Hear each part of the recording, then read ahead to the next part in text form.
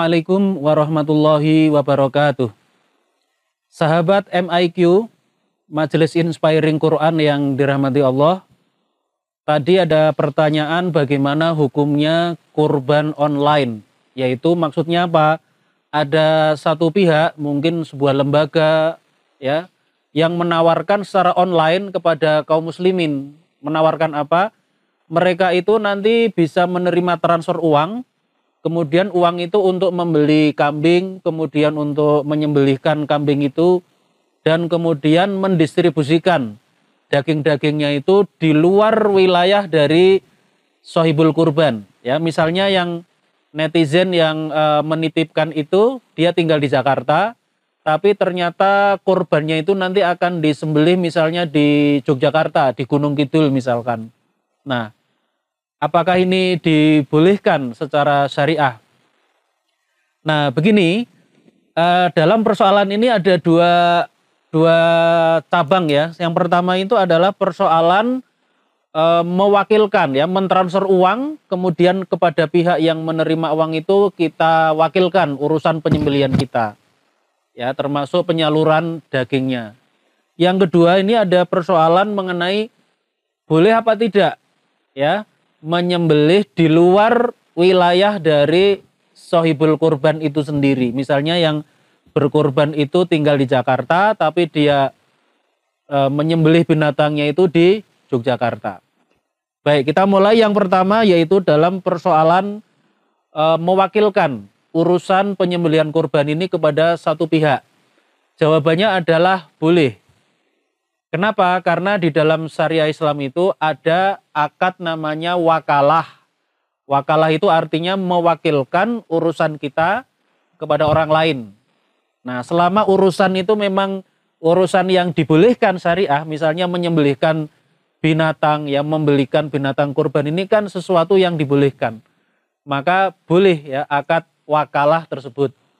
Dan boleh juga akad wakalah ini berbayar, artinya pihak yang mewakilkan itu memberikan sejumlah uang sebagai upah jasa. Nah, ini yang disebut dengan akad wakalah bil ujroh.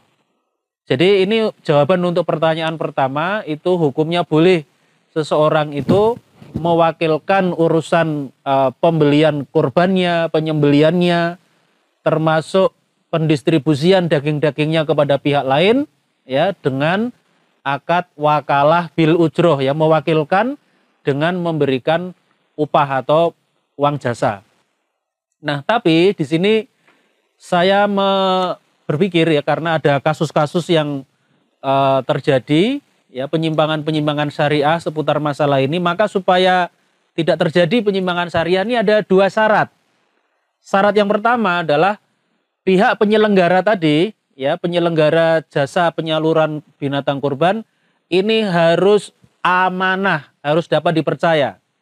Jangan sampai terjadi misalnya orang sudah mentransfer uang, tapi uangnya ini kemudian dilarikan atau digelapkan, ya, naudzubillah min dzalik. Ini jelas merupakan suatu dosa karena mengkhianati amanah.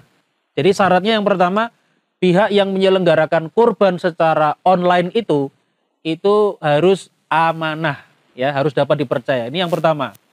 Kemudian syarat yang kedua supaya tidak terjadi pelanggaran syariah adalah pihak penyelenggara itu harus memahami hukum-hukum syariah seputar kurban. Supaya apa? Supaya jangan terjadi penyimpangan syariah. Misalnya mereka membeli binatang kurban yang tidak memenuhi persyaratan syariah, karena ada syarat-syaratnya. Tidak boleh misalnya binatang kurban itu cacat, ya, misalnya. Jadi harus betul-betul sempurna. Contoh lain misalnya pelanggaran syariahnya itu berupa ini.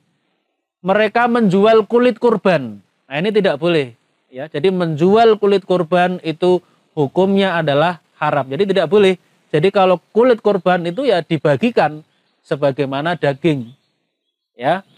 Nah, jadi ada dua syarat supaya wakalah bil ujroh tadi, kita mewakilkan urusan penyembelihan tadi kepada pihak kedua dengan syarat yang pertama mereka harus amanah, dan yang kedua mereka harus paham hukum-hukum syariat mengenai kurban.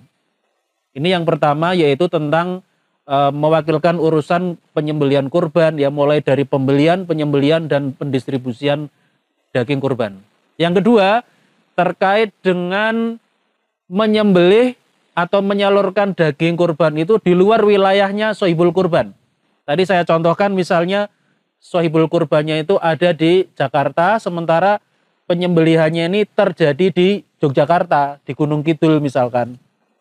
Apakah boleh?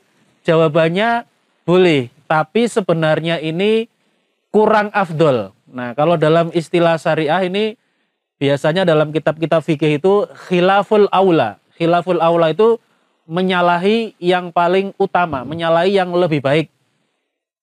Jadi dikatakan boleh, kenapa? Karena tidak ada mani', ya, tidak ada larangan secara syariah. Dalam hal ini ada seorang imam namanya Imam Al-Mawardi, dalam kitab beliau yang berjudul Al-Hawi Al-Kabir, dalam juz yang ke-15 halaman 75, beliau mengatakan begini, la yumna min ikhraji luhumid dohaya min baladil mudhahi. Jadi la yumna, tidak dilarang, ya. Tidak dilarang apa? Min ikhraji luhumid dohaya. Tidak dilarang menyalurkan atau mengeluarkan daging kurban itu min baladil mudhahi, di luar kampung atau tempatnya pihak yang berkorban. Jadi misalnya orang yang berkorban atau bahasa Arabnya itu mudhahi, itu dia tinggal di Jakarta, tidak dilarang dia itu daging kurbannya itu disalurkan di luar wilayah Jakarta, misalnya di Jawa Tengah, di Jawa Timur, dan seterusnya. Nah, ini yang menjadi dasar kami kenapa tadi saya katakan tidak ada mani', tidak ada larangan. Ya, cuma tadi saya bilang ini kurang afdol, ya, khilaful aula, menyalahi yang paling utama. Kenapa? Karena dengan menyalurkan binatang kurban di luar wilayahnya, ini ada kesunahan-kesunahan yang akan terluput dari pihak yang berkurban. Ya, satu misalnya ada kesunahan untuk menyembelih sendiri. Jadi kalau pihak yang sohibul kurban itu menyembelih sendiri, itu sunnah, itu lebih baik daripada dia pasrahkan kepada orang lain. Yang kedua, ada kesunahan dia itu memakan daging kurban dari hewan kurbannya sendiri. Kalau disalurkan di tempat lain, dia tidak bisa makan sebagian dari daging kurbannya sendiri. Kemudian yang ketiga, kalau orang itu memasrahkan kepada orang lain, itu dianjurkan mempersaksikan. Ya, dulu Rasulullah pernah menyampaikan kepada putri beliau Fatimah yang waktu itu tidak mempersaksikan penyembelihan binatang kurban. Lalu Nabi mengatakan kepada Fatimah, ya Fatimatu qumi washhadi udhiyataki. Hei Fatimah, bangun kamu, bangun.